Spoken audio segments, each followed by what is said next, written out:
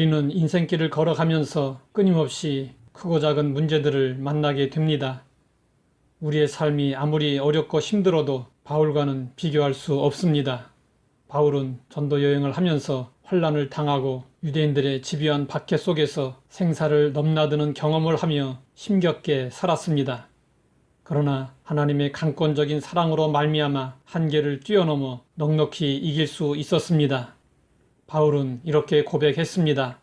누가 우리를 그리스도의 사랑에서 끊으리요? 환난이나 곤고나 박해나 기근이나 적신이나 위험이나 칼이랴.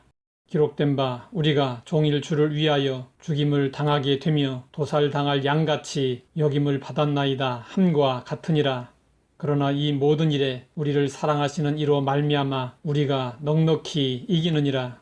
우리는 여기서 승리의 비결을 배울 수 있습니다. 바울은 고난이 다가왔을 때 그래서로 반응하지 않았습니다. 바울이 종일 주를 위하여 죽임을 당하게 되며 도살당할 양같이 여김을 받았을 때 그래서 나는 더 이상 견딜 수 없고 그래서 이제 그만두겠습니다 라고 하지 않았습니다. 바울은 고난과 맞부딪히면서 그래서가 아니라 그러나로 반응했습니다.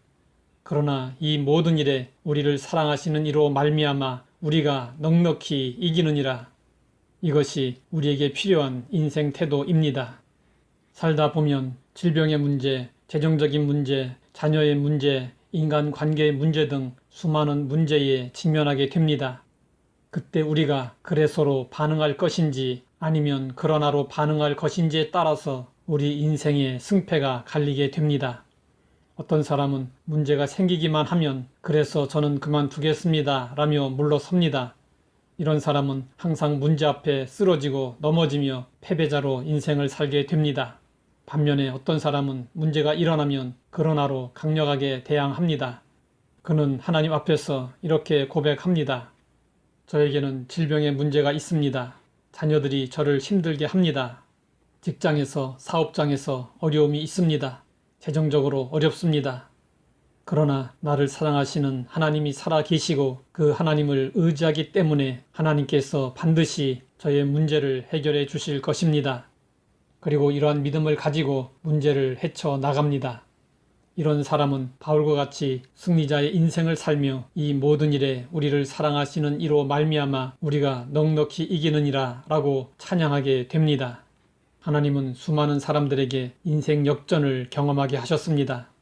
하나님은 노예 죄수로 전락한 요셉을 애굽의 총리로 역전시키셨습니다.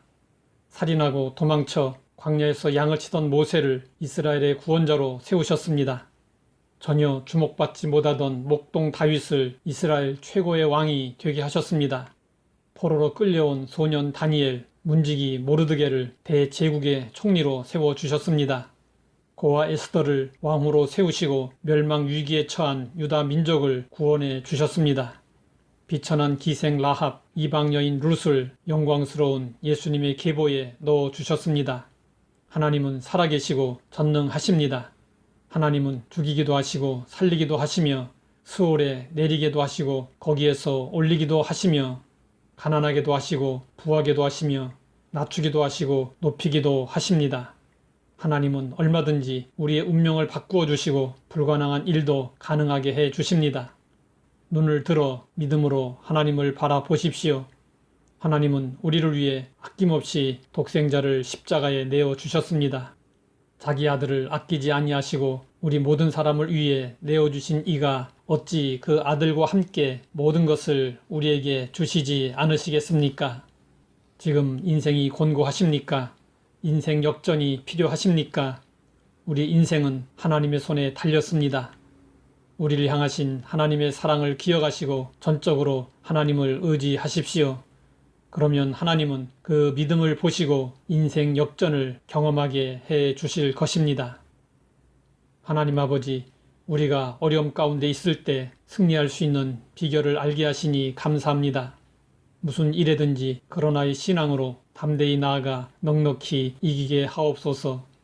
예수님의 이름으로 기도드립니다.